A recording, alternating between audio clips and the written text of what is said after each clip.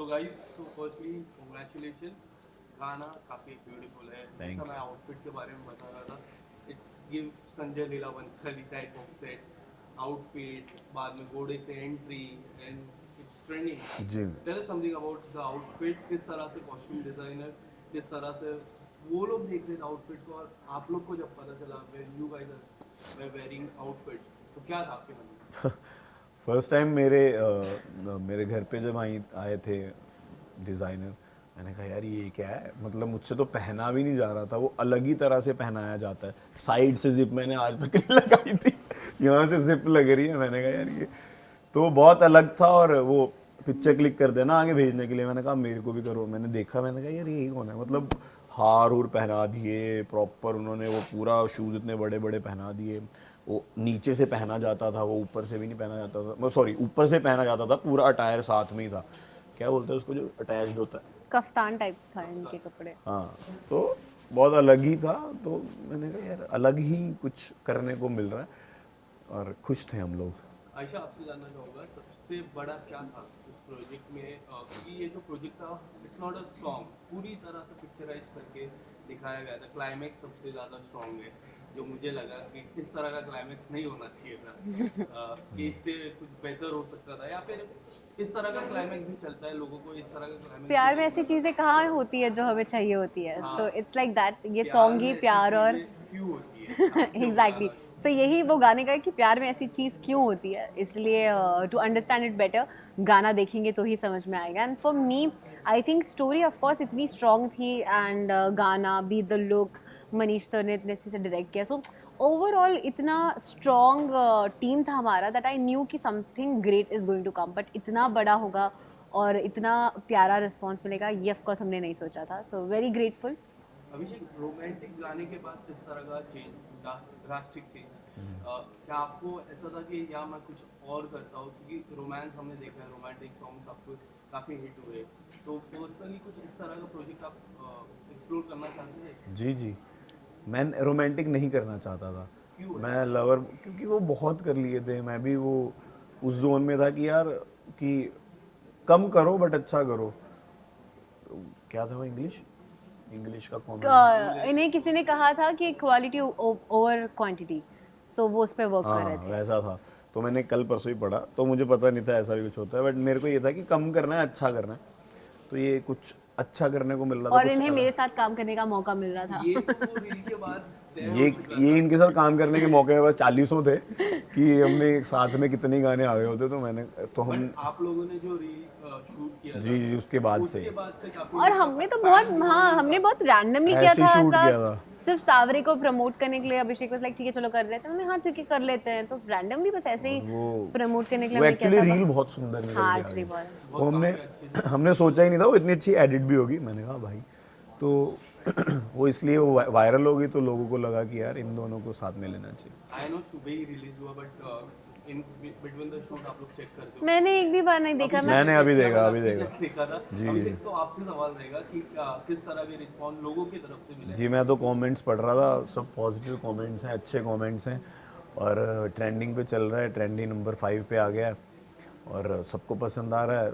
और Touch point. इससे बड़ी तो क्या ही मोस्ट चीज़. Of the fans call you AK and AK, right? या ये जो सिमिलरिटी है, अपार्ट फ्रॉम दिस, हमने कई बार देखा, जैसे बिग बॉस का मैं जिक्र करता हूँ, तो उसमें भी आप दोनों की टाइमिंग ऐसा था कि जब जरूरत था दोस्तों की, जब आपको जरूरत थी दोस्त की, या फिर इनको जरूरत थी दोस्त की, तब आप दोनों खड़े थे. तभी से वो जो कोलैब दिखा कि इस तरह की प्रेजेंट, जब रियल लाइफ में होगी तो अच्छी लगेगी. उस टाइम से अब तक किस तरह से आप लोगों की बॉन्डिंग है?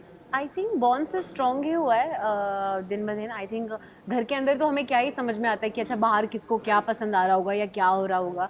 उसका आपको कोई आइडिया नहीं होता है. वो जो नेचुरली और ऑर्गेनिकली जो चीज़ें होती हैं वो होती हैं. बट बाहर आने के बाद पता चला कि अच्छा लोगों को पसंद भी आए हैं साथ में, एंड बाकी चीज़ें. एंड बाहर आने के बाद जो हमने जो टाइम स्पेंड किया उसमें, तो you get to know each other अच्छे से. और कि अच्छा कैमरा था सिर्फ इसलिए ऐसे नहीं है, हम एक्चुअली ऐसे ही हैं. तो वो वाली चीज़ हो जाती है. क्या होता है बिग बॉस के घर पे भी, हम कैमरा है इसके लिए नहीं, क्योंकि रियल दिखता है. रियल ही होता है. जब इनको जरूरत थी तब आपको जरूरत थी, जब ये थे. अभिषेक, आपका क्या टेक है इस पे? जी इनकी साइड से ज़्यादा था हमेशा से, मेरी साइड से थोड़ा कम था हमेशा।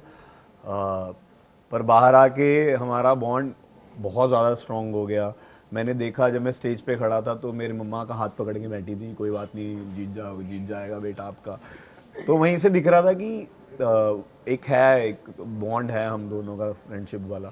तो बाहर भी वो कंटिन्यू रहा। हमने रील बनाई, हम घूमने फिरने गए, हमने गाना किया, और आपके साथ इंटरव्यू कर रहे हैं, वैसे मिलते रहते हैं। ईद पे मैं इनके घर पे गया तो ये मेरे मम्मा पापा से इतनी बातें करते, तो बॉन्ड स्ट्रॉन्ग ही होता जा रहा है। और अच्छा बॉन्ड है कि कुछ भी शेयर करना हो एक दूसरे के साथ शेयर कर सकते हैं, यार ऐसा फील हो रहा है, वैसा फील हो रहा है। तो वैसी एक फ्रेंडशिप होनी चाहिए जी। लास्ट इंटरव्यू में मैंने आपको पूछा था अभिषेक रानी कौन है, तो आपने एक नाम लिया था जो काफी वायरल हुआ। जी जी, इनके बारे में क्या कहना चाहोगे? ये महारानी है। क्यों ऐसा? ये महारानी है। गाने में नहीं देखा आपने? गाने में तो देखा हमने। गाने में मेरी महारानी बनी है, तो ये महारानी है। जाते जाते एक सवाल मैं पूछना चाहूँगा आप दोनों से। जैसा सेलिब्रिटीज रहता है, when we talk about something, कोई पर्टिकुलर टॉपिक के बारे में हम इंटरव्यू में बात कर लेते हैं, सोशल मीडिया से कुछ और तरीके से निकलती है वो टॉपिक और उसकी काफ़ी सारी रील्स बन जाती है। As a celebrity when you see that reel, so आपके मन में क्या चलते हैं? आयशा आपसे ये सवाल। Firstly, I would say I don't look at myself as a celebrity. I've not done anything in my life that I'm a celebrity. I'm just working hard to achieve my dreams. Inshallah, एक stage आएगा जब I will own it कि yeah, okay, now I'm a celeb or I'm a star or whatever. I don't feel that I'm there yet.